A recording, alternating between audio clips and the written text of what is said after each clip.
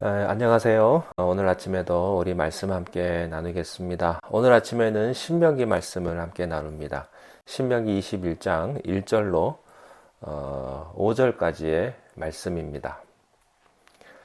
내 하나님 여호와께서 내게 주어 차지하게 하신 땅에서 피살된 시체가 들에 엎드러진 것을 발견하고 그 쳐 죽인 자가 누구인지 알지 못하거든 너희의 장로들과 재판장들은 나가서 그 피살된 곳의 사방에 있는 성읍의 원근을 잴 것이요. 그 피살된 곳에서 제일 가까운 성읍의 장로들이 그 성읍에서 아직 부리지 아니하고 멍에를 매지 아니한 암송아지를 취하여 그 성읍의 장로들이 물이 항상 흐르고 갈지도 않고 씨를 뿌린 일도 없는 골짜기로 그 송아지를 끌고 가서 그 골짜기에서 그 송아지의 목을 꺾을 것이요. 레위 자손 제사장들도 그리로 갈지니 그들은 내 하나님 여호와께서 택하사 자기를 섬기게 하시며 또 여호와의 이름으로 축복하게 하신 자라. 모든 소송과 모든 투쟁이 그들의 말대로 판결될 것이니라. 아멘. 생명은 존귀한 것입니다. 창조주 하나님이 우리에게 생명을 주시는 분이시기 때문에 사람이 함부로 다른 사람의 생명을 다루어서는 안 됩니다. 구약의 하나님의 율법이 얼마나 인간 생명의 존엄성을 인정하고 보호하는지를 우리가 볼 수가 있습니다. 그러므로 어떤 이유로든 살인을 저질러서는 안 되고 남의 생명을 빼앗은 자는 반드시 재판을 거쳐서 사실 여부를 확인한 뒤에 엄중한 벌을 모두가 보는 앞에서 받도록 되어 있었습니다. 율법에 보면요, 살인죄, 그 중에 의도적인 살인죄에 대한 처벌은 대부분 사형이었습니다. 목숨은 목숨으로 갚게 했던 거죠. 그런데 그것은 살인자가 누구인지 명확히 드러났을 때의 이야기고, 만일 살인자를 모르는 의문의 살인 사건은 어떻게 해야 할까요? 요즘 같으면 경찰이 가서 뭐 CSI 해가지고 Crime Scene Investigation 지문도 채취하고 혈흔도 채취하고 그 당시는 그렇게 못하죠. 신명기는 이스라엘 백성이 약속의 땅에 들어가서 겪게 될 여러 가지 실제 상황의 지침을 하나님이 모세에게 주신 겁니다. 자, 그런데 이런 범인을 살인사건의 범위를 알지 못하는 이런 살인사건이 벌어졌을 때 하나님의 백성은 어떻게 여기에 대처해야 하는가 하는 하나님의 참 세심한 지침입니다.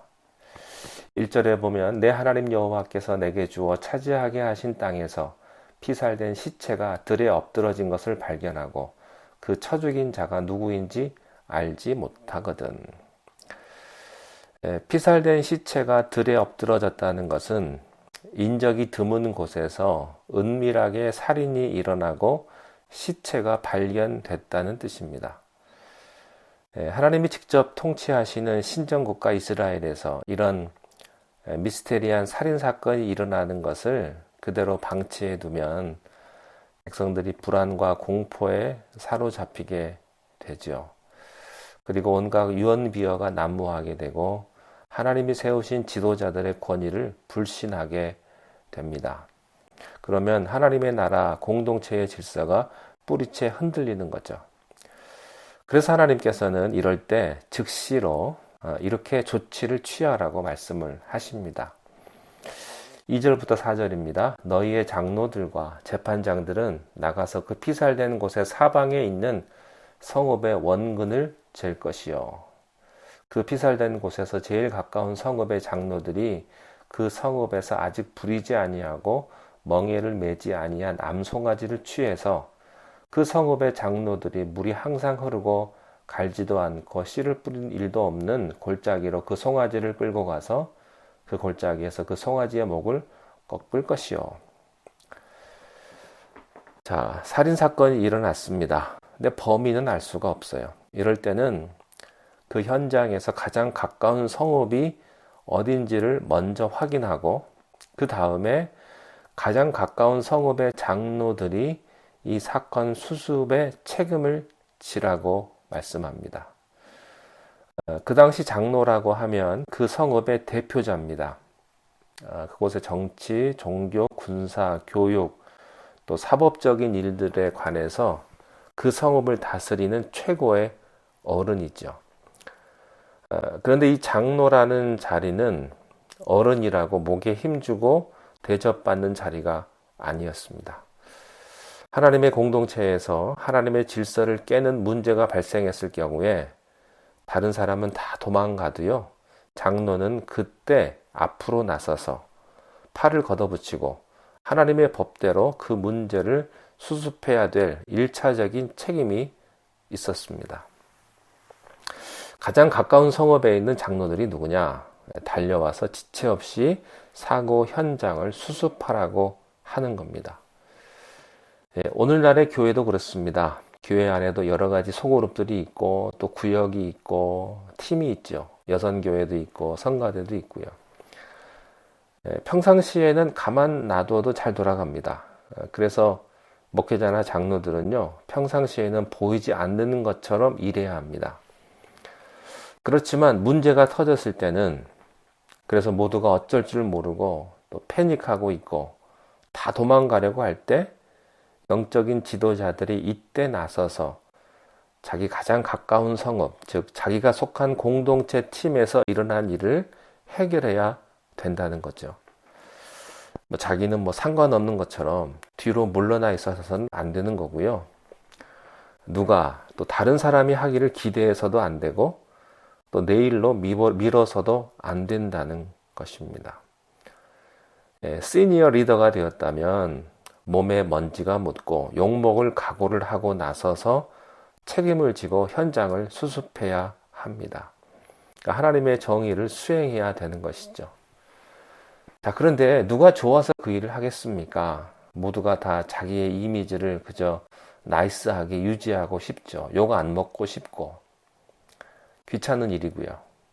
그러나 그렇게 있고 싶다면 영적 지도자가 되지 말아야 합니다.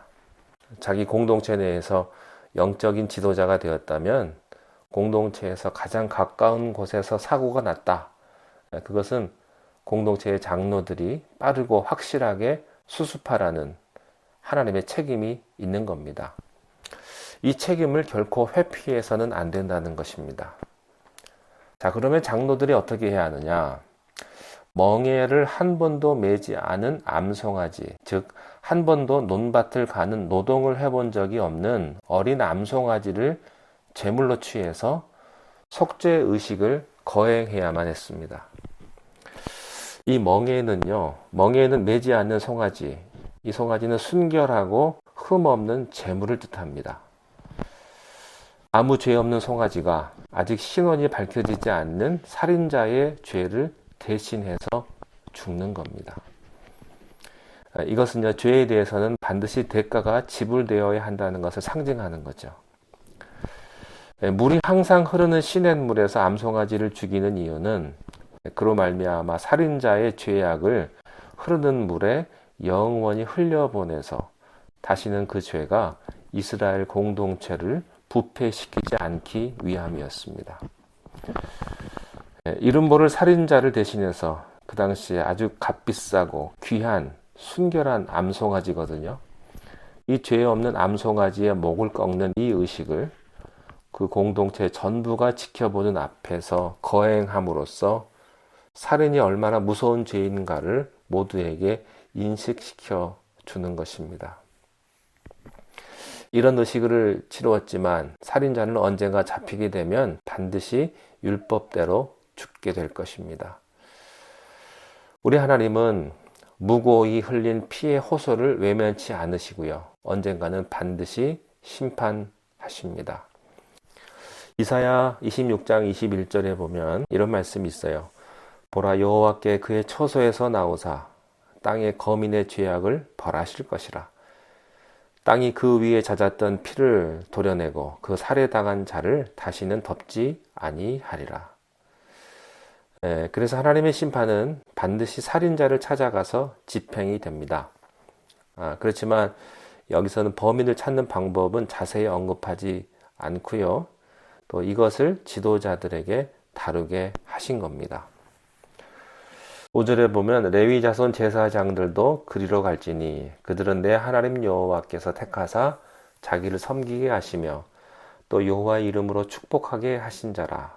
모든 소송과 모든 투쟁이 그들의 말대로 판결될 것이니라. 장로들뿐이 아니었습니다. 레위 자손의 제사장들도 이 의식에 참여해야만 했습니다.